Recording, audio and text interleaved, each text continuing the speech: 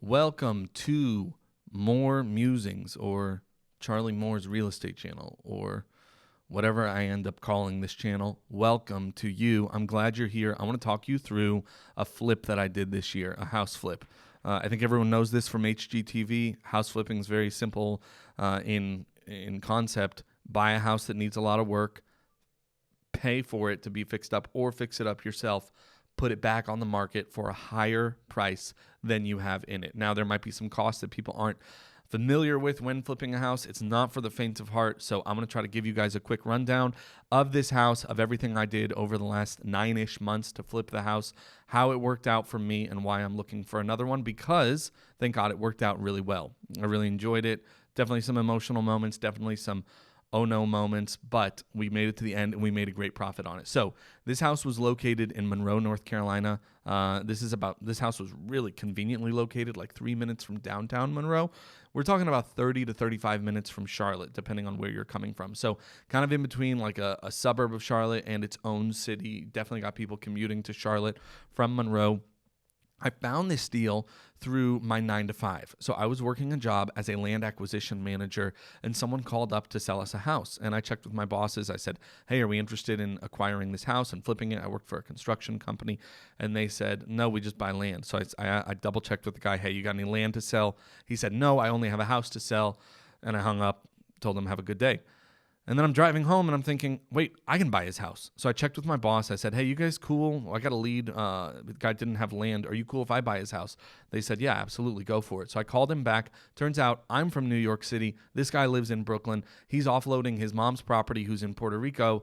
And it was just a perfect match right away. He said, hey, go down. He sent me a key, overnighted a key to my house. I went to the house and I saw it. I made him an offer. We went back and forth a little bit, got it under contract, and then obviously started the renovation. So that's how I found the deal. Now, the scope of work on this house, the exterior was completely blue, like sky blue, baby blue. I'm talking sidewalks were blue, patio was blue, deck was blue, in your face blue. So I knew, okay, we need to paint the exterior of this house. The biggest ticket item on this was the subfloor. The subfloor is, the part in the crawl space underneath the flooring that you can see. It had sat vacant. This house had sat vacant for years, and so the termites had just eaten through it.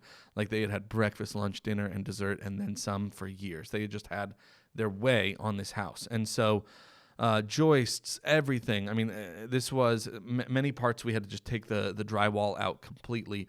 And then you find, right, when you are doing a repair that big, there's always going to be stuff you don't bargain for, right? You change one thing and the electrician has to call out, has to pull permits, has to call out an inspector, and the inspector's like, no, the whole thing's got to be redone. So we ended up rewiring the whole house. We ended up redoing a lot of the plumbing. We did all the cosmetics. We did cabinets, etc. It was complete, basically down to the studs remodel, start to finish. We thought we were going to spend about $75. We did go a little bit over budget. We went about $87,000 on the renovation. But I knew, okay, it's an all brick house. It's 3-bedroom, 2-bathroom, and it was open concept. You never see open concept from a house built in the 70s. And it had this cool, like, angular like windows, like the ceiling was kind of at an angle. It had windows up top. I knew this thing was going to sell well. Even though we went over budget, I knew we were going to be okay. So the scope of work was pretty intense. One quick funny story: as I am on the phone with this guy, the first time after I leave, I say, hey man, I just left the property. And he goes, okay, yeah, actually you need to be careful because my uncle's urn is on top of the piano. And I'm like, oh my gosh, I was moving the piano around. Did I knock his uncle over? And not even, I mean, the house is a mess, right? Like I'm trying not to fall through the crawl space because that's how bad the subfloor has been chewed out. And I'm thinking like, did I knock this guy's uncle clean over? Good night, sweet prince. And I'm like dying to get back in the house because I was like, I need to make sure it's okay. Thankfully, it was okay. So closed on the house. I went in there thinking like, man, I'm Chip Gaines. I wanted to bring a sledgehammer from my house, but I forgot, and fate smiled on me, and the guy had a sledgehammer in the house. So I was like, this is great. I get to do demo day, and I go in, and it was, in my defense, it was really hot. It's like no AC. It's August in North Carolina, and I got about 5 swings in to these cabinets, and I was like, I don't know how people do demo day. Like Chip Gaines makes it look really easy. It's not easy, okay? No part of flipping a house is easy. Demolition looks fun, and then you actually start doing it, and it's like fun and exciting and for like 45 seconds. And then you're like, okay, can I pay somebody to do this? This is miserable. So yeah, let me give you the numbers breakdown real quick. $62,500 was my purchase price. My renovations, I initially thought were going to be in the 70 range. They ended up being 87.5 because of some electrical stuff, some plumbing not doing their job the first time. And it's always this rub of like, contractor doesn't do his job. You want him to own it, but you also want him to work with you on the next job, and you want to pay him fair for his labor. And so we had to pay a plumber almost twice, essentially. My interest to the loan. So some people might be asking, Charlie, how did you get this money? A private lender, meaning an individual with a lot of money, loaned me $127,000 for the purchase and renovation of this house. They did so at a flat rate of 11% interest. So if I keep his money for a year, 11% annually. If I keep this individual's money for a year, they get 11% of $127,000. If I keep it for 2 years, they get 22% of $127,000. So the interest on the loan was $9,500, give or take. Then my closing costs, that's paying my buyer's agent on the back end, paying attorney, paying sales tax, etc., was $9,800, give or take. So my break even was $169,000. My resale, we initially thought our resale was going to be about $240,000.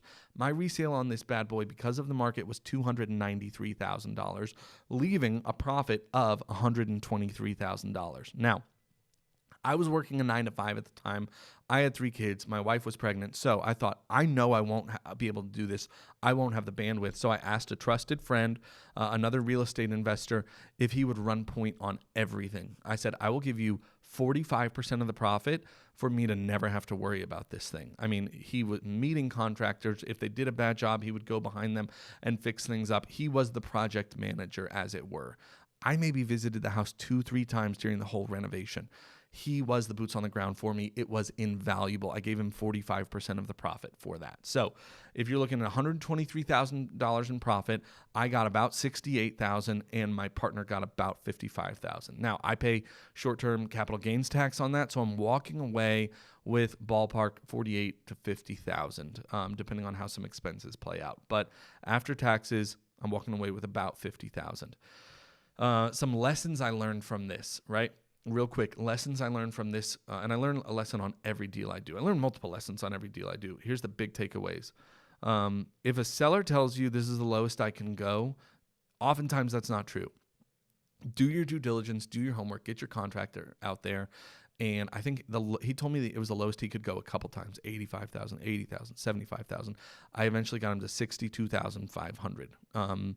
And I think it was a good deal for him. I mean, the house was it was almost a tear down, right? I mean, I sank almost $90,000 into this house. Bring value is number 2. Bring value. What I was able to do for this guy, and if I hadn't been from New York, I still would have done this. But on family vacation, I picked up the urn. I put it in my trunk. I picked up his old Casio keyboard, his guitar, some tools he wanted, got them in my trunk, and physically drove them to Brooklyn on my way to Queens to visit family. Met up with this guy. I took a picture with him. Super nice guy. Works on the MTA. He had great stories of rats and of all fun stuff he's seen in the subways over the years. Just a really nice guy. I still want to see him next time I'm in New York, formed a friendship with him. So don't just think of the person as a number, think of the person as a person. And I think I was able to bring value in that he didn't have to fly down to North Carolina to get these items that he really wanted out of the house. So that was a huge value add. So look for creative ways. What does this person need? This guy needed his uncle's ashes, right? He needed his Casio keyboard, and I was able to get that for him from the house. Number 3, be really conservative.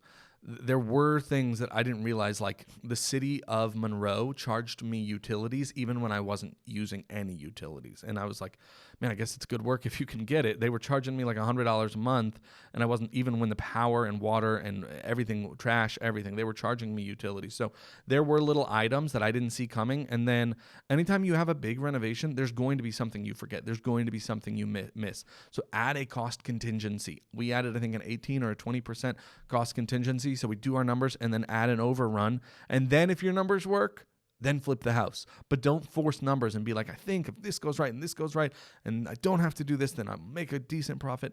if you're having to talk yourself into it, don't do it. Be conservative. Only go for good deals, right? And then the last one is use partnerships. I wouldn't have been able to do this. Sure, I could have made more money if I didn't use a partner, but I just wouldn't have been able to do the deal. I didn't have the time. I didn't have the knowledge of some of the finer stuff with the electrical and the plumbing. So I was able to do this deal because I had a really good partner who was my boots on the ground. I brought the funding, I found the deal, I negotiated the deal, and then he took it from there once we had it under contract and closed. And so, use partnerships to your advantage. Maybe you have the money and you need someone who has the time. Maybe you have the time and you need someone who has the credit and the income. Use partnerships, partner together to build wealth in real estate. If you have any questions, leave them in the comment section. Like, subscribe. Hopefully there's more where this came from. I'm looking forward to producing more content and catching everyone up on what I've been doing in real estate. It's a lot of fun. Again, if I can do it, anybody can do it. Literally, it is. I mean, I just explained the whole process to you. Yes, there's moments where you have that lump in your stomach, right? Yes, there's moments where you're like, what did I get myself into? But overall, real estate's a lot of fun and it's not rocket science. So you can do it. If you have any questions, let me know. And I look forward to touching base with you guys via this channel sometime again soon. Out for now. See ya.